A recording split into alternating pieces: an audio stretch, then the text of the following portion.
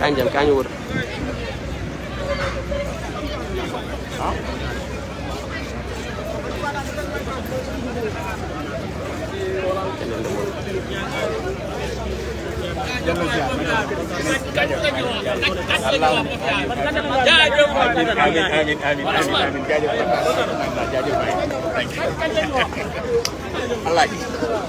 Alaaji ci loolu nekk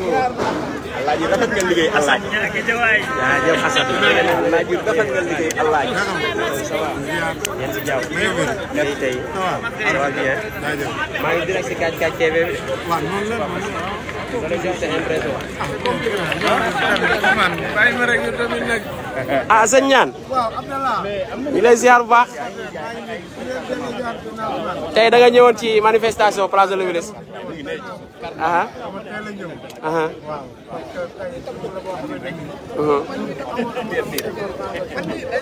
teel rek koy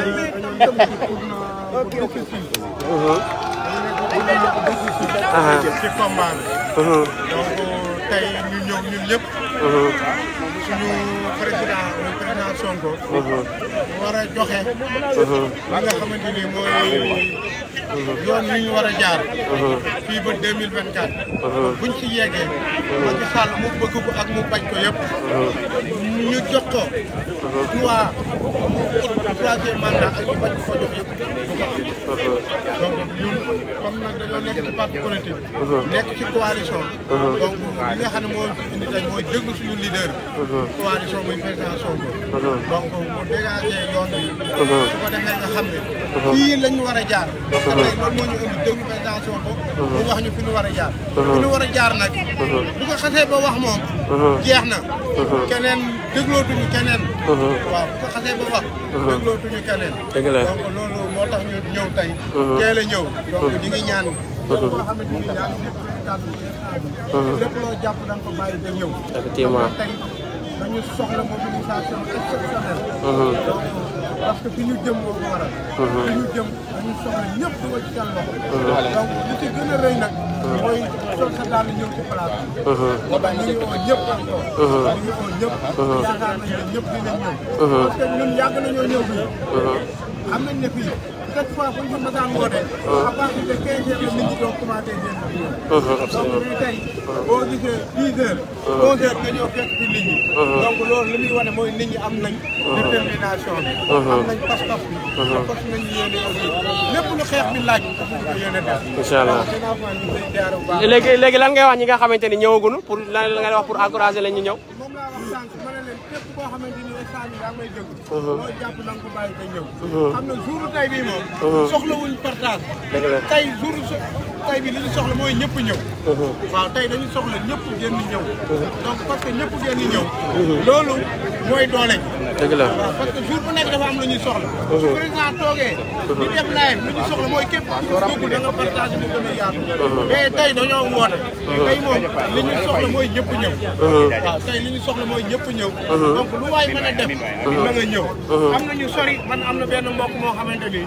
5000 francs la ma envoyé dama mënu maa ñëw mais 5000 bi maa la ko envoyé nga jëndee ko ndox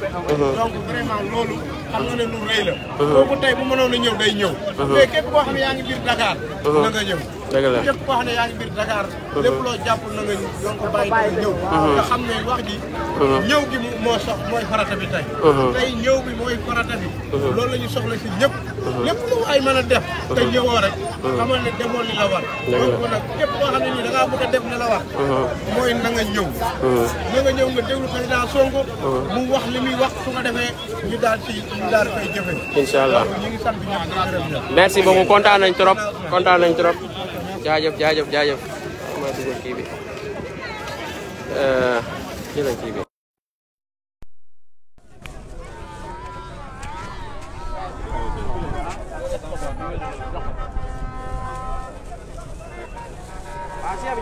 waaw ñu ngi ziar bu baax a baax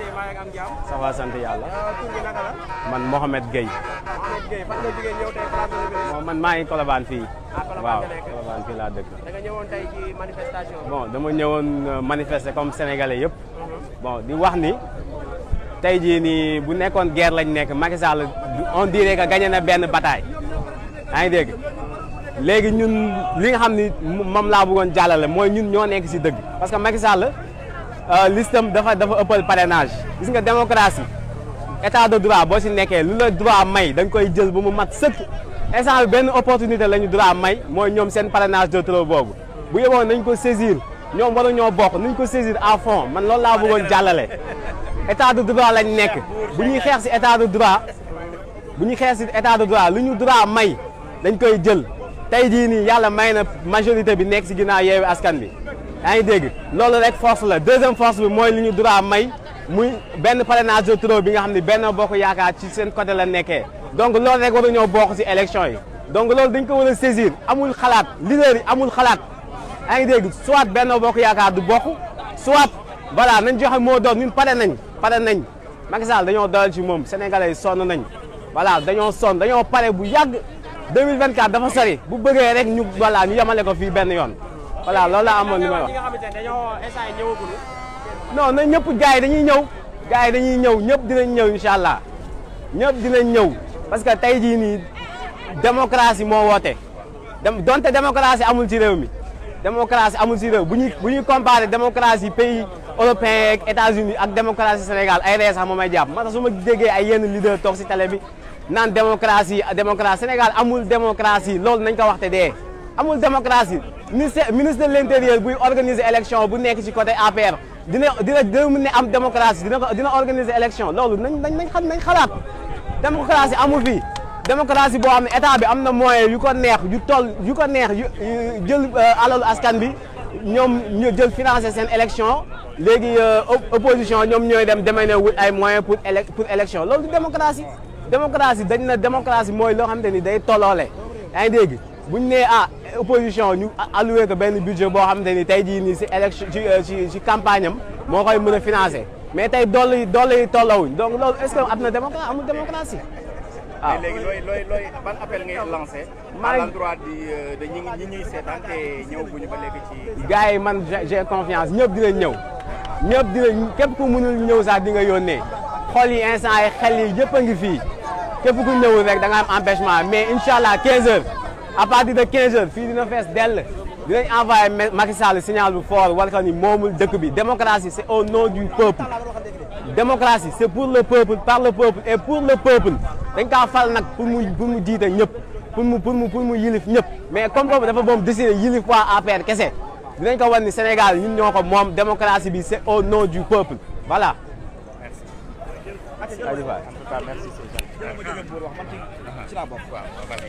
ma lancé wàlla message booy.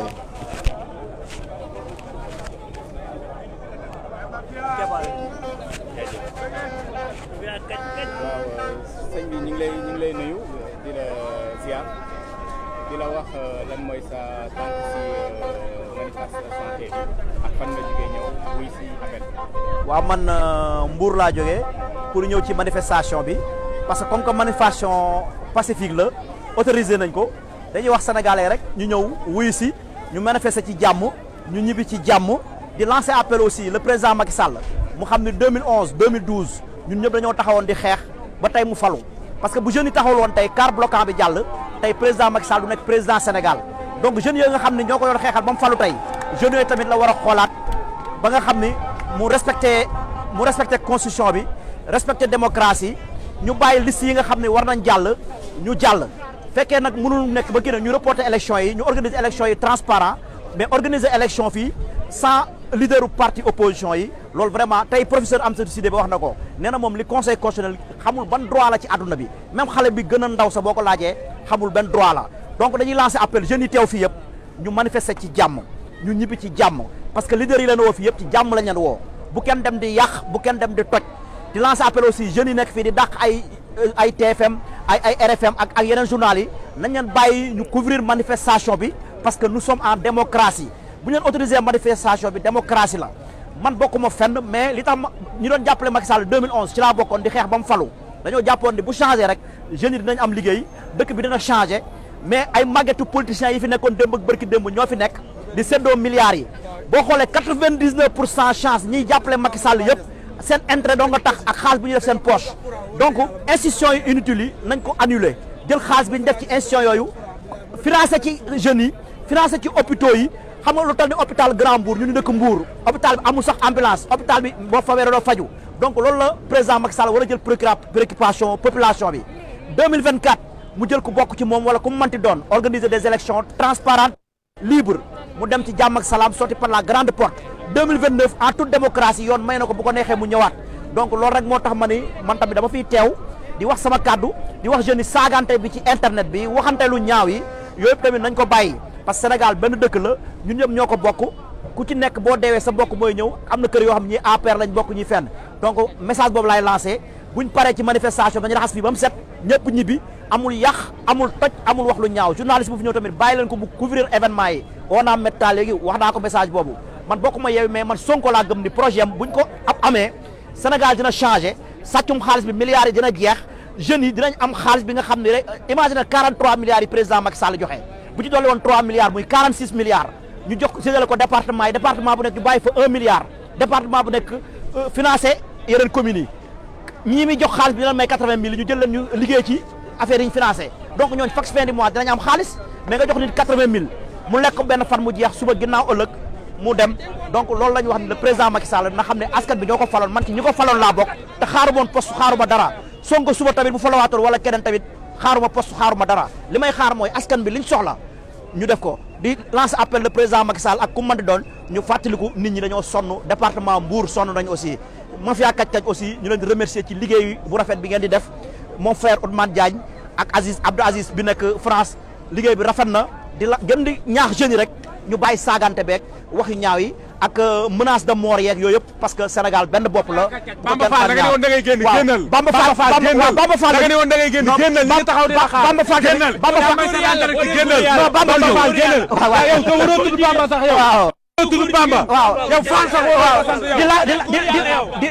di wax le président Macky Sall. di wax le président Macky Sall c'est le président de tous les Sénégalais bu mu nangu képp ku bokk ci moom di menacer waate di wax lu ñaaw ci internet bi Bamba Fall leader la c'est un maire warul génn ci internet bi wax lu ñaaw di menacer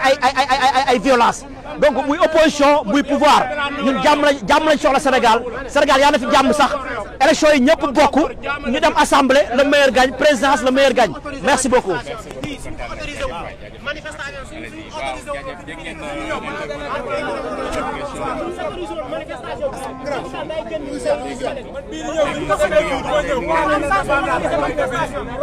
waaw Cheikh bi noo tudd. ñu lay ziar. waaw maa ngi tudd Yaya.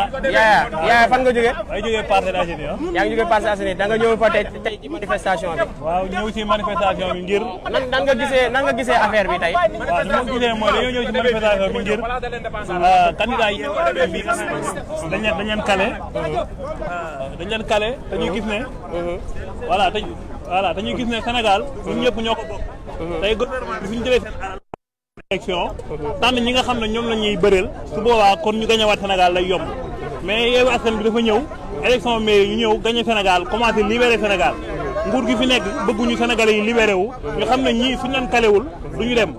ñoo nag yeneen élection yi nga xam ne day waaj a ñëw pour député yi pour kale Yewwi Askan Wi ko bëgg a xamal Macky Sall ne ko loolu mënut a nekk Sénégal fii nii Ousmane Sonko dafa am part boo xamante ne part bu rëy la moo ngi ñu ma àndal candidat Yewwi Askan Wi amul benn leader boo xamante ni nga fay gis xam ne kii nekkul Sénégal kese moo ko ñor képp koo gis Yewwi Askan bi muy Khalifa Sall muy Ousmane Sonko muy Ahmed Aïdara muy Déthié Fall ñëpp askan bi moo leen ñor ñun ñu ñëw fi bàyyi suñu liggéey ñàkk ñu lu ñu def fii koo fi gis am na lu muy def mais da koo bàyyi pour ñëw yaa ngi dégg amul kenn koo xamante ni dafa ne di taxawal wala dafa bàyyi liggéeyam pour ñëw fii kon suñu fi ñëwee ñëw fi ngir suñu intérêt bopp ñëw ñu fi ngir intérêt Ousmane Sonko ñëw ñu fi ngir intérêt kenn dañu fay ñëw ngir intérêt général ndax ñi tëdd ci biir kër yi yor seen téléphone naan seen i bu leen génn na gars yi seen doom génn ndax 2012 Macky Sall Amadou Sall dafa génnoon ñëw fii Macky Sall milliard maire garde bu fii di fi fanaan ànd ak ñoom paa yi ñoom Moussa ñeneen ak ñeneen ndax seen doom dañoo ñëwoon fii nii Ousmane Sonko baay la Ousmane Sonko doom la ñun ay doom lañ ay baay lañ ay lépp lañ képp koo xam ne ni day sa kër ñëw doomu jàmbur la kon fii amul ku dul doomu jàmbur te li may fàttali mooy amul ku falu Sénégal fii nii sa jeunesse bi faluñu la kon bu ñuy influencer jeunesse bi naan leen bu leen génn dañ leen di rey ñiy reyaate bokkuñu ci opposition bi ñiy reyaate ñun xam nañ leen ndax ñii ñun amuñu policier amuñu gendarmerie amuñu dara te fii amul kenn koo xam ne ku fi dee bal moo la rey te ñun yoruñu ay bal ñuy dóoraate kon nañu xam ne jàmm ji ñun la nekk li ñuy xeex nag bu ñu àndee xeex ko Sénégal am jàmm ñun ñëpp ñu yem ci buñ ko bàyyee nii ñenn ñi di xeex bu xeex bi réussir ñun Sénégalais yi ñoo ànd dund coono bi comme ñu nekk ci kër yi nañ génn ñëw fii nga xam ne fii dañ fay woote jàmm waruñu fi xeex waruñu fi sànni xeex waruñu fi dara manifestation pacifique la ñu wax nekk ci jàmm ñun ñëpp ñu am jàmm Sénégal jëm ci kanam jaayal bi waaw kontaan nañ trop trop merci beaucoup foo jógee Mbour nga jógee waaw bismillah ñëwal waaw yow sëñ bi noo tudd man maa ngi tudd Abdoulaye Koli. Abdoulaye Koli. maa ngi tudd Abdoulaye Koli. ñu ngi lay ziar nga ni fan nga jógee. Mbour laa jógee. Mbour nga jógee da nga ñëw fa tey ci manifestation bi. voilà c'est ça. noo gisee journée bi. du yomb. parce que du ma wax affaire Pastef sax.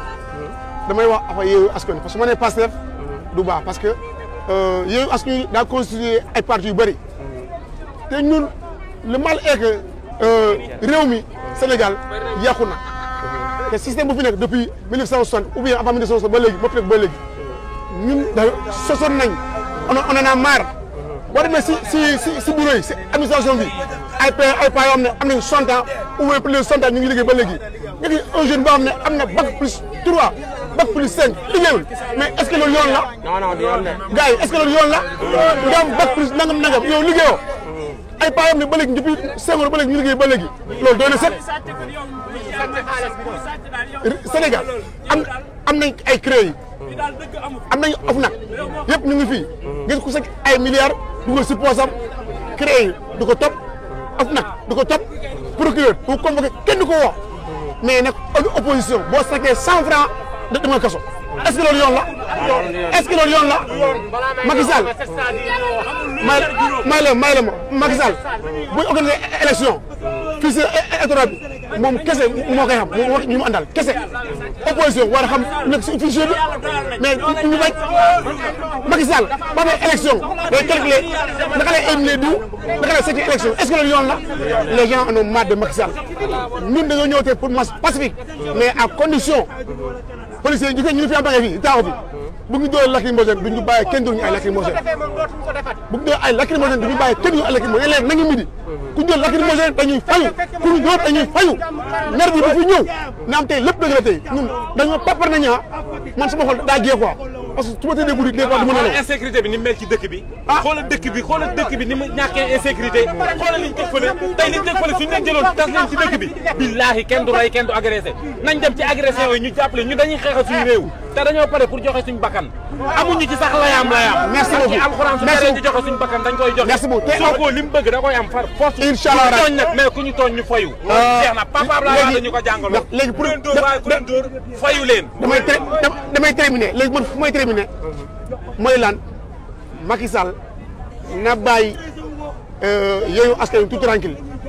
na bàyyi opposition tout tranquille ndax opposition Macky Sall la mu def nii bu dee 2011 2012 moom loolu la ñu ko defoon du falu tey du falu Macky Sall la mu def nii daa tegul fenn population la gendarmerie est là pour la population la police est là pour la population l'armée est là pour les populations donc les gens en ont marre nañu bàyyi tranquille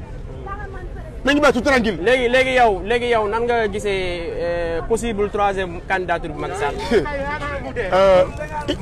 une question li ma wax ni nee na ma trop Macky Sall daful Macky Sall dina jàpp ko troisième candidature du fi am Sénégal bi parce que constitution dafa ne nul ne peut faire 2 mandats consécutifs plus de 2 mandats consécutifs loolu la ñuy wax dafa si comme bonjour léegi nag moom li ma wax sax léegi li problème bi fii même les 7 sages la ñu xam conseil constitutionnel bu ñu ko validé fii nii bu ñu ko fi validé di ngeen gis merci beaucoup loolu la am pour wax gars yi. en tout cas kontaan nañ trop. merci di la jaajëfal di kontaan ci taxawaay bi. jaajëf léegi ñu ngi fii ak waaw ku ñuy wax Basirou Diakhaté la. léegi waaw Mamour Pastef Touba. Basirou tey da nga ñëwoon ci manifestation bi tey. waaw pour quelle raison lan moo la indi tey fii nii. waaw d'abord ma def une version wolof. def doog a def version française man dama bàyyi sama liggéey tey comme ñëpp fii j'imagine ñëw jóge Touba. egg si fii 2 heures du matin. li tax depuis 2011 je dis bien depuis 2011 le 23 juin 2011 j'étais parmi les premiers étudiants qui ont rallié la place de l'Obélisque, la place Soweto, pour dire non au quart bloquant que voulait imposer le président Wade. Nous avons combattu farouchement au péril de notre vie pour sauvegarder la démocratie sénégalaise. 11 ans après, un président bien élu, parce qu'il a été très bien élu, parce que nous tous nous avons voté pour lui, il a été très bien élu, Aujourd'hui, il arrive au pouvoir. Il a été réélu pour un second mandat. Lui-même l'a dit. Quand il préparait les élections de 2019, il a dit, redit, ses ministres ont dit, redit, qu'une fois le second mandat accordé, il ne pourra plus briguer le suffrage des Sénégalais. En tout cas, consécutivement, la Constitution a très clairement dit, à l'article 27, nul, je dis bien nul ne peut faire plus de 2 mandats consécutifs. Macky Sall a été élu sur la base de la Constitution de 2001. N'oublions pas cela. Et la Constitution de 2001 limitait déjà le nombre de mandats. La Constitution de 2001 limitait déjà le nombre de mandats. La limitation du nombre, là je parle aux constitutionnalistes, nous sommes des étudiants. La Constitution de 2001 limitait déjà le nombre de mandats. C'est la durée qui a varié, qui a passé de 7 ans à 5 ans, avant de passer de 5 ans à 7 ans et revenir de 7 ans à 5 ans. Mais la durée n'a jamais varié. 2 mandats. Aujourd'hui, ce même Conseil constitutionnel qui a invalidé, qui a déstructuré le code électoral sénégalais en voulant séparer les listes suppléants de listes titulaires, ce qui est inédit dans l'histoire politique sénégalaise. Ce même Conseil constitutionnel, si nous laissons faire, ce Conseil constitutionnel va enregistrer la candidature de Macky Sall et va le valider. Ça, je vous le garantis. Les Sénégalais doivent savoir qu'on ne pourra pas combattre la candidature d'Abdoulaye Wade en 2012 et 11 ans après accepter que Macky Sall puisse briguer un 3e mandat. Ça, c'est inadmissible. S'il faut passer sur des cadavres pour avoir ce mandat-là, nous sommes prêts à ce que Macky Sall et ses sbires passent sur nos cadavres. Mais il n'est pas question, et ça vous pouvez nous croire, il n'est pas question que la jeunesse sénégalaise accepte que Macky Sall puisse briguer un 3e mandat. Le Conseil constitutionnel, il faut qu'il sache une chose. Ce sont ces 7 juges qui veulent brûler le pays. Parce qu'on leur a doté de tous les moyens. Les moyens financiers, les moyens matériels. Ils sont actuellement protégés par le GIGN, le groupement d'intervention de la gendarmerie nationale. C'est vraiment regrettable que des juges qui doivent dire le droit puissent manipuler, interpréter de manière erronée le code électoral pour permettre à un candidat de ne pas avoir à vivre une cohabitation qui est historique à l'Assemblée nationale. Le Sénégal n'a jamais connu une cohabitation. Macky Sall, avec les renseignements généraux qu'il dispose, il sait pertinemment une chose. Avec la coalition, l'intercoalition entre Wallu Sénégal et la coalition Yewwi Askan Wi, il sait pertinemment qu'au moins, au pire des cas, l'intercoalition va enregistrer au moins 100 députés. 100 députés. Dans ce cas-là, il sera minoritaire. Il saura que dans les 18 derniers mois qui lui restent, il ne pourra pas gouverner. En tout cas, comme il l'aurait souhaité. Aujourd'hui, sachant cela, il veut torpiller le code électoral, s'ouvrir un boulevard pour pouvoir encore obtenir la majorité à l'Assemblée nationale. Ça, nous ne l'accepterons pas. Il faut que les gens qui nous gouvernent sachent que le droit... Le reste des lois et règlements, on ne peut pas l'imposer aux citoyens sénégalais. Et vous qui votez les lois, vous qui êtes chargés de faire appliquer ces lois-là, vous voulez les violer. Ça, c'est inacceptable. Nous ne l'accepterons pas. La loi, c'est pour tout le monde. La loi s'applique à tout le monde. Qu'on s'appelle Macky Sall, qu'on soit président de la République, qu'on soit ministre, qu'on soit marchand ambulant, étudiant, nous sommes tous soumis à l'autorité de la loi. Il faut que les gens l'acceptent. On ne pourra pas dire que ces gens-là, on va leur appliquer le droit, on va leur appliquer la loi. Que Macky Sall pense qu'il est au-dessus des lois. La Constitution dit très clairement que, à son article 8, les gens peuvent librement manifester en déclarant la marche. Il n'est nullement question de dire qu'on attend de l'autorité préfectorale l'autorisation de marcher. La Constitution ne le dit pas. La Constitution, c'est la loi fondamentale. Quand elle nous donne un droit, ce droit-là, nous ne devons pas demander à une autorité préfectorale de nous accorder ce droit-là, parce que la Constitution nous l'a déjà accordé. Je veux revenir au problème de candidature de Macky Sall, parce que c'est très important. Les Sénégalais qui nous entendent, de partout où vous êtes, sachez une chose. Ce même Conseil constitutionnel qui, en prenant une décision de déstructuration du droit sénégalais, code électoral sénégalais, en violant l'article L177, L149, L184, ce Conseil constitutionnel-là, nous ne pouvons pas faire confiance à ces juges.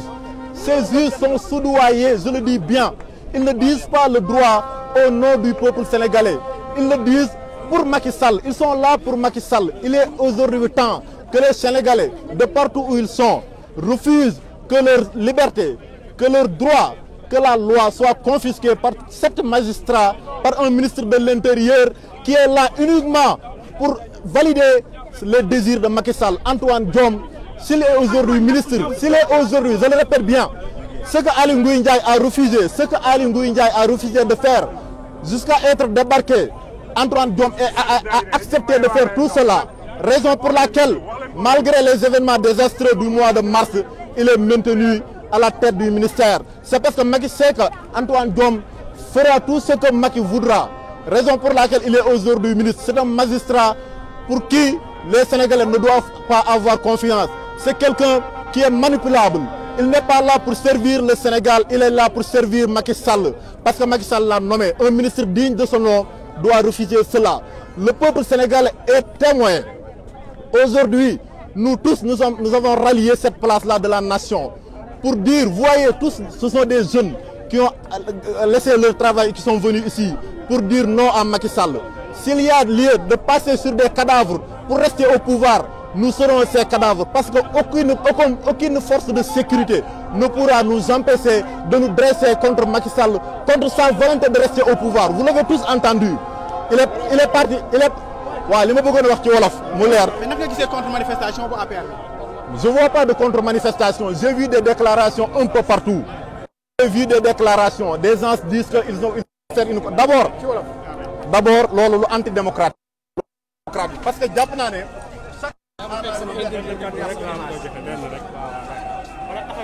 voilà loolu laa la bëggoon wax sànq sax.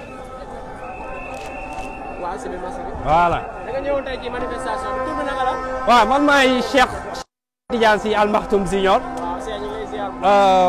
di kontaan bu baax a baax si liggéey bu mafia kàcci nekk di def si biir réew mi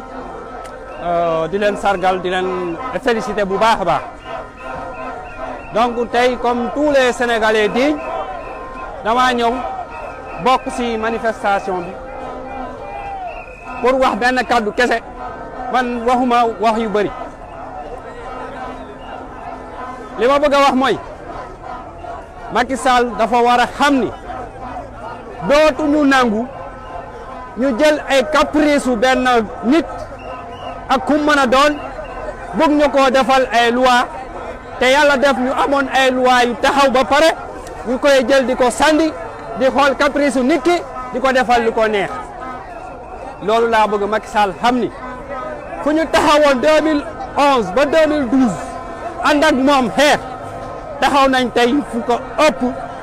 pour que ñu mun a sauvegarder suñu démocratie boo xamante ne daanaka rey na ko donc. yow na nga gisee taxawaayu conseil constitutionnel li ma am pour wax ka mooy na xalaataat li muy def ñoom dañoo jàng seen lijaasa yi nekkul nit moo leen ko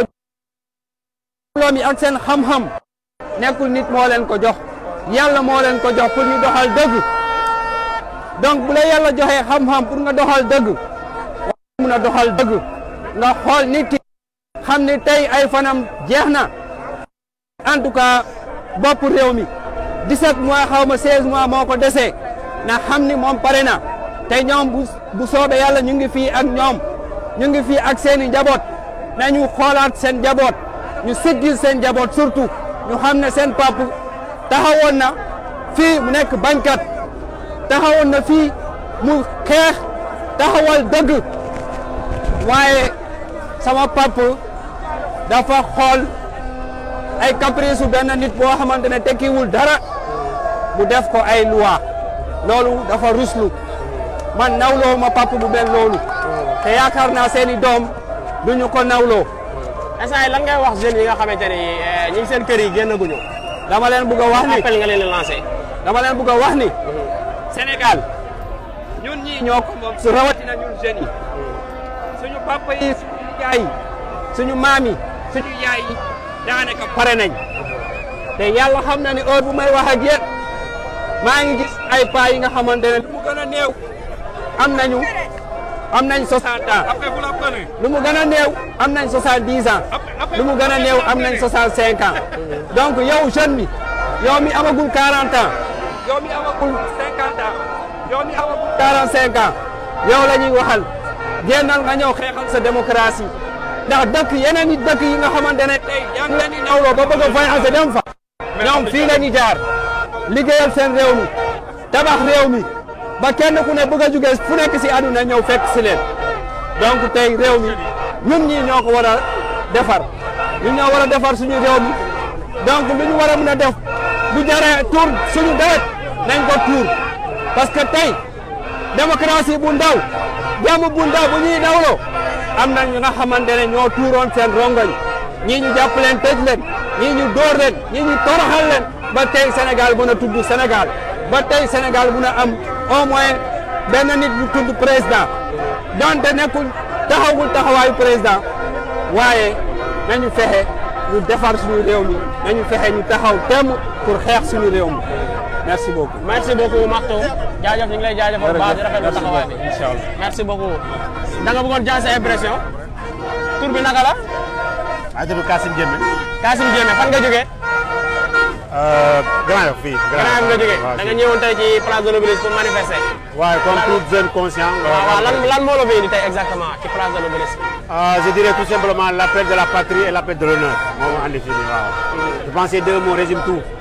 pour sa dëkk woo ak sa honneur woo waroo ñàkk genre de manifestation si continue.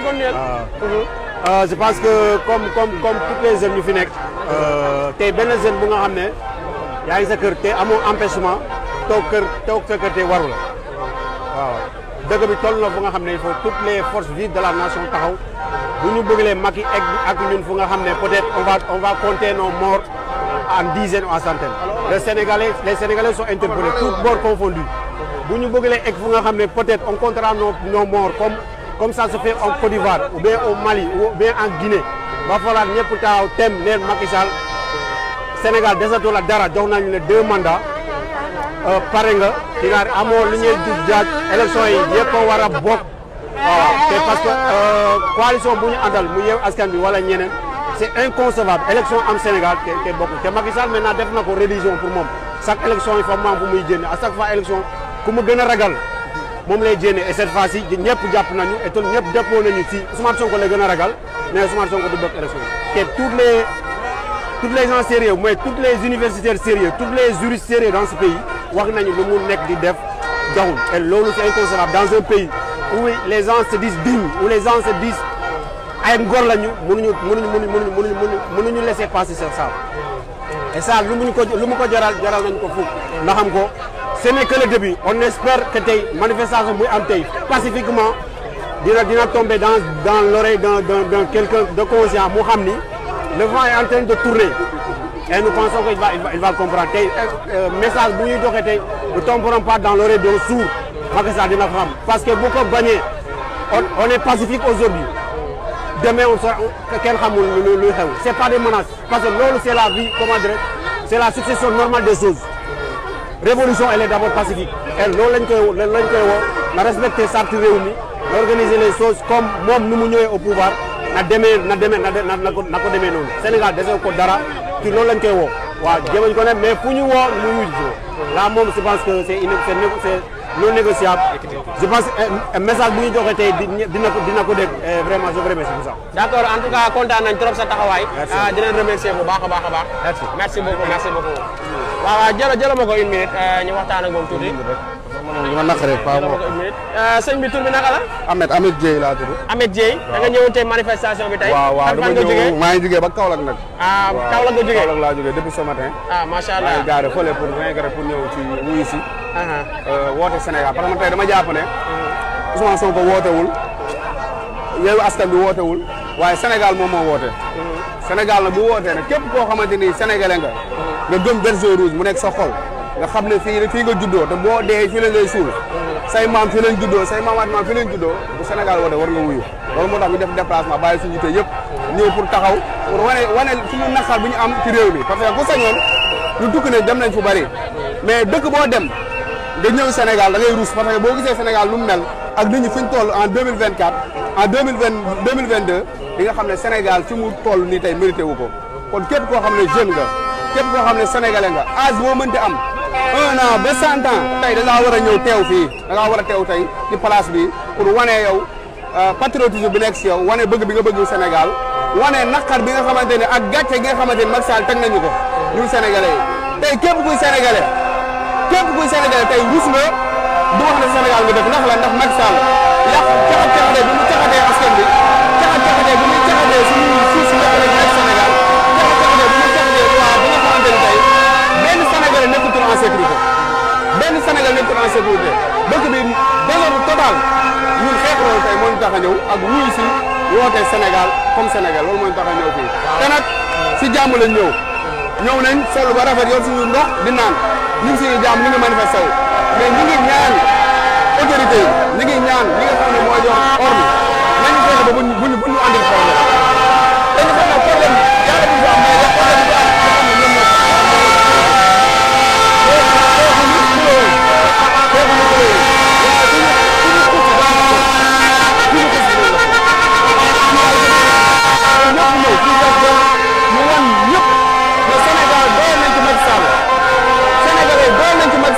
Macky Sall ngir yàlla xamal ñu ñoo la faroon bëggatuñ la demal nga bàyyi suñu réew boo fekkee da ngaa pare na pour mu def 3e mandat na nga xam ne boo doon nga créé cimetière pour jeunes yi nga xam ne ñëpp dañu leen ragal ndax Sénégal jaral nañu ko. en tout cas ñu ngi lay remercier bu baax a baax di kontaan ci taxawaay bi. jërëjëf vraiment ay jeunes yu engagé ngeen ndax mënoon ngeen toog seen kër ngeen def. non bépp jeune bépp Sénégalais bu toog sa kër toog di seetaan dara teewu la. dama tënk wulaay ñëw bi boo nee bëgg Sénégal da ngay nax sa bopp naxoon sa bopp ngay nax. ñun Sénégal yëpp génn. ñun Sénégal yëpp génn ñu wane suñu bopp. ñun El Hadj Diouf la ñuy wax maître El Hadj Diouf la ñuy wax ñun Sonko du la tontu El Hadj Diouf. El Hadj Diouf Sonko du la tontu. Sonko du la tontu ñu ñoo lay tontu yow amoo jom boo amoon jom nga bàyyi Sonko ndaxte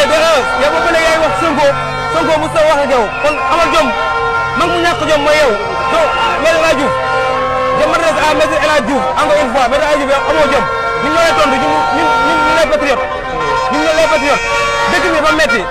boo demee université ndoxu naan sax amu fa comprendre nga dund bi cher na location bi cher na ceeb bi cher na diw bi cher lépp a cher ak Macky Sall mi du dem Macky Sall nag ay carte du ko fi jëlee xeex rente mu génn suñu dëkk bi moo gën c'est ça quoi vraiment nous sommes marre nous avons autant pour moi nous avons marre ndaxte Sénégal dafa metti quoi Macky Sall bëgg ñëw yaay doole moom moo ko gën a xam moom moo ko gën a xam ni papaam moomul Sénégal maamam moomul Sénégal du dono kenn moomu ko te incha allah rabbi nous avons faire telle sorte que incha allah rabbi il va quitter le pays incha allah rabbi teg fi Ousmane Sonko mu sell mi le président Ousmane Sonko mu sell mi incha allah rabbi vive Sonko waaw nous sommes des patriotes 100%. ngay wax jeunes yi ñi toog seen kër te ñëwaguñu ban. waaw incha allah xam nga incha allah xam nga ainsi nii bon ñoo ngi la ay 13 heures yooyu dinañ ñëw incha allah rabbi gëm naa lool na rek Sénégal ñëpp xam na ni les Sénégalais ils sont conscients vraiment ils sont conscients ndaxte xam na ni xeex bi ñuy xeex di question ay ñun la wala kay ñun suñuy sët la ak suñuy doom incha allah rabbi comprendre nga am na loo xam ne mooy loolu quoi te duñu bàyyi Macky Sall piétiner suñu justice bi. jaare ko ci les 7 charges yooyu du ma les 7 charges sax 8 charges la comme Sonko nu nga ko waxee les 8 charges voilà ok forever Sonko.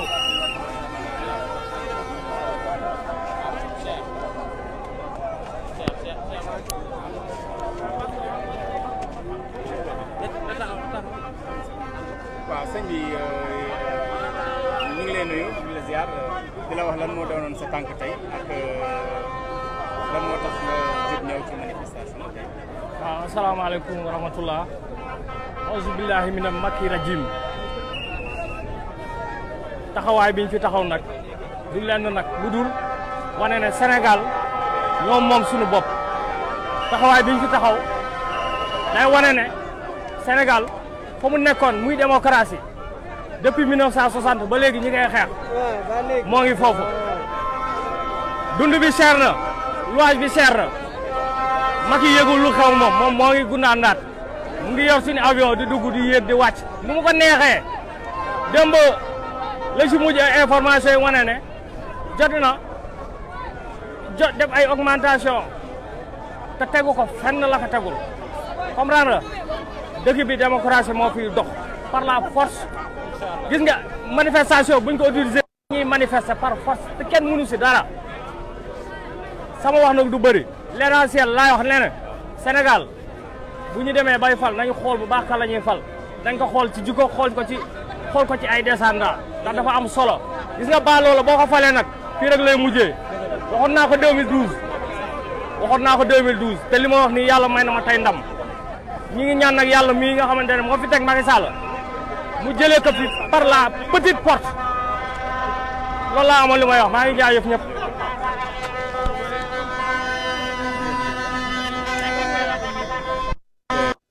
comme ni ngeen ko gisee nit ñaa ngi ñëw ndànk-ndànk di wuy si manifestation bi quelques impressions lañ doon jël depuis tout à l'heure nit ñi wuyu si nañu xam naa du ñàkk ñu am benn patriote bu ñu jël sëñ bi ñu ngi lay ziar. ñu ngi lay delloo ziar. voilà jaajëf Faye dañ la bëgg a laaj lan moo waral sa tànk tey fii ci station bi. waaw sama tànk tey fii mooy comme li fi indi ñëpp rek dëkk bu naqari injustice bi Macky Sall li ñu teg ak yeneen ak yeneen ñi fi ñëw ñëpp ñoo bokk leen indi te gars yi ak ñëw en masse. kon nag li ñuy xeex mooy suñu démocratie ak injustice bi am ci dëkk bi moom moo ñu indi fi tey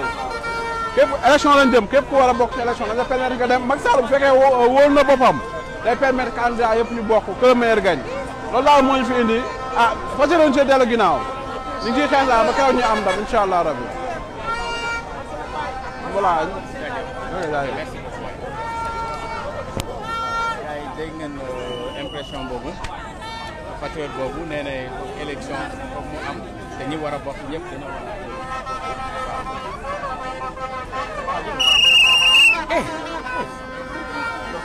ma garde bi. waaw salaamaaleykum man la Ousmane Diagne Mafia Kackac coordonnateur dama jot léegi ay information ay ñu bëri di ma woo comme quoi que ni man maa génne benn information ni dafa am accident bu am ci yoonu Kaolack ñooñu ñu ko bind dañuy fen du man maa ko bind man sama compte Ousmane Diagne la ku fa dugg di nga gis information yi may publier je n'ai jamais publié ça il paraît que les gens de Macky Sall veulent jouer à la manipulation ça ne passera pas man maay Ousmane Diagne musuma publier lu mel noonu sama compte dañ ko restreindre pour 29 jours beneen page bi may publier mooy Ousmane Diagne Mafia Kacc ku fa dem man ñaari compte yooyu ci laay waxee leneen li Kacc TV la léegi nag jot naa ay appels yu bëri gars yi ngi may continuer di mu woo chaque instant bàyyiwuñ ma sama téléphone baa ngi nii du muy sonné boobu ba léegi information boobu ay fen la du man maa ko génne keneen ku ko mën a génne moom la engagé waxuma benn yoon benn information Kaolack man sama compte sax boo gisee fan yi activatul parce que dañ ma restreindre pour 29 jours donc ñooñu di wax loolu ay kàcc la dama bëgg ngeen partager ma vidéo bi li laa war a suuli yi parce que les gens du pouvoir sont prêts à tout pour yàq suñu der yàq suñu crédibilité te loolu mënul nekk parce que ñun léegi dañoo yor média li ñu bëgg a wax fi lañ koy waxee soxlawuñ benn média pour mën a wax li jeunesse bi bëgg a kii Kacc TV moom fi lépp loo xamante ni ay kàcc la fii lañ koy génne mu leer naññ encore une fois yéen ñi nga xamante ne yéen a ngi may suivre du man maa publier information bu wax ni Kaffrine xaw ma Kaolack dafa am accident loolu ci nit ñi laa ko yëgee musuma koo wax tey musuma ko wax ëllëg loolu leer na. benn kàcc aussi defu ko yaakaar naa. non loolu kàcc mënu koo def loolu les gens du pouvoir ñoo koy def parce que kàcc ñun ak ñoom ñoo far donc mënuñu publier loo xam ne c'est contre ma crédibilité. c'est-à-dire que bu ñu comprendre maanaam pouvoir bi fen jaral na leen lu nekk. fen jaral na leen lu nekk ak manipulation mais mafia Kacc lañ ko seqal. ñun duñu arrière duñu dellu gannaaw Macky Sall dinañ ko topp ba bàyyi ba ci Sénégal parce que ñun fooluwuñu caaxaanuñu li ñuy wax nëbbuñu ko nous sommes à visage découvert contre eux te nous les combattrons inchallah jusqu'à leur fuite du Sénégal. merci beaucoup pardon merci beaucoup assez gentil. jaajëf gars yi kooku moo nekk sunu coordinateur Ousmane Diagne il paraît que dafa am ku bind ne moom moo wax ne am na accident bu am yoonu Kaolack ainsi de suite pour manipuler les gens du pouvoir. Comme seen habitude la tout le temps li ñu xam mooy fen manipulation jaxase wax li nga xamante ni amul xam naa dañuy jël quelques patriotes yi nga xamante ni non ñi nga xam dañoo ñëw ci pour participer ci kii bi naka la tuddati ci manifestation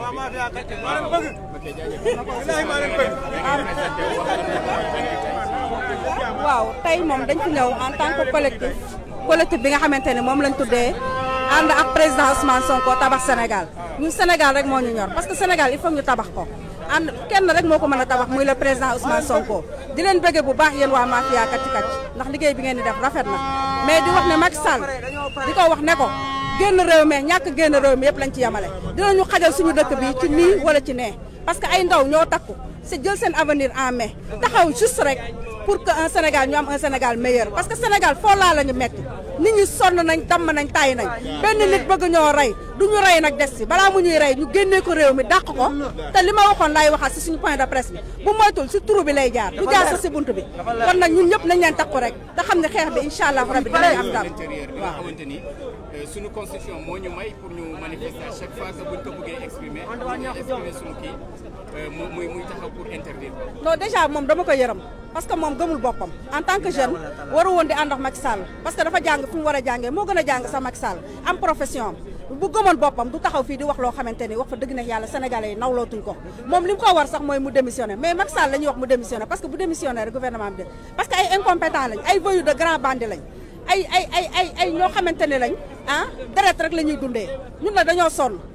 boobu nag dinañ ko wan tey la ñuy jël suñu démocratie si nee wala ci nee Macky Sall dinañu xajal réew mi moom ñu ma àndal waaw vive la démocratie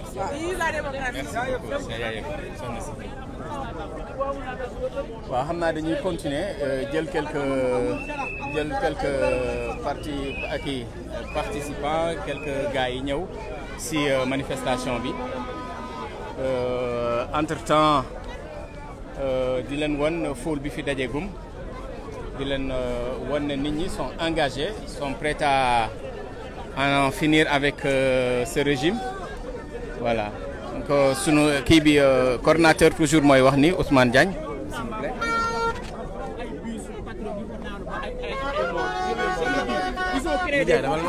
ay faux profil lañ créé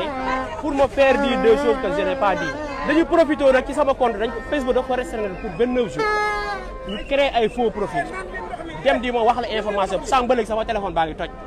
mais man am naa compte officiel muy Ousmane Diagne ku fa dugg yaakaar naa doo fa gis loolu ku dem tamit sama page officielle muy Ousmane Diagne mafia kàcc-kàcc doo fa gis loolu beneen page mooy publier mooy kàcc-kàcc bi boo fa demee doo fa gis loolu ñett yooyu lu ñu fa publier man Ousmane Diagne engagé na ma mais ku gis leneen feneen ñëwal nga vérifier sama compte officiel ba xam parce que ce qu'ils sont en train de faire mooy de jouer sur notre crédibilité parce que xam nañ ñun am nañ benn crédibilité au sein de la population lépp lu ñu wax duñ ci dellu ginnaaw fu ñu buñ ñu yóbbu même de la xëy duñ ci dellu ginnaaw lépp lu ñu wax ñun l'assumons mais ay fen duñu nangu mukk ñëw di ko jël di ñu defaral di créer ay mensonges créer de toutes pièces man xaw ma lan lañ si jublu mais ça ne marchera pas incha allah sama téléphone mi ngi léegi yow loo xalaat si lu mel noonu da ngay dem porte plainte wala da ngay bàyyi noonu rek. non mais ay faux profil ñoo koy def booy porte plainte kan ngay ko porte plainte même sax bu ñu leen xamoon. dama ni mais compteur X xam nga tey jii mën na noo sukkandiku ne kon yaa def jël ci la. bu ma ko defee même bu fekkoon compte bu identifié laa la wax. su ma ko defee mu nekk des partisans de Macky Sall du mujj fenn fii liñ fi gis gis nañ fi leeral point net li mu defoon kilifa enregistré ko en son insu ñu publier ko des données volées loo xam ne loi da ko tere plainte boobu fan la mujjee Adji Sarr filmé wul bureau doyen des juges loolu bu ko Ndeye Khady Ndiaye defoon tànk yi du laal suuf mais nga def sa droit rek non mais du ma aw ma joxam temps bu may perdre avec cette justice là laa amul bàyyi nañ leen ak yàlla mais nag am na foo xam ne du fa yegg de c'est-à-dire manipulation contre manipulation moo koy dindi waaye ñoom violence bi ñuy wax li suñu masse tey dinañ ko saboté waaw mafia kàcc ñu leen di xaar incha allah. kon kooku coordinateur la woon Ousmane Diagne comme niñ leen ko waxee il paraît dafa am ñu bindoon si comptam comme quoi que ne dafa am benn ok les gars xam naa on se donne quelques minutes.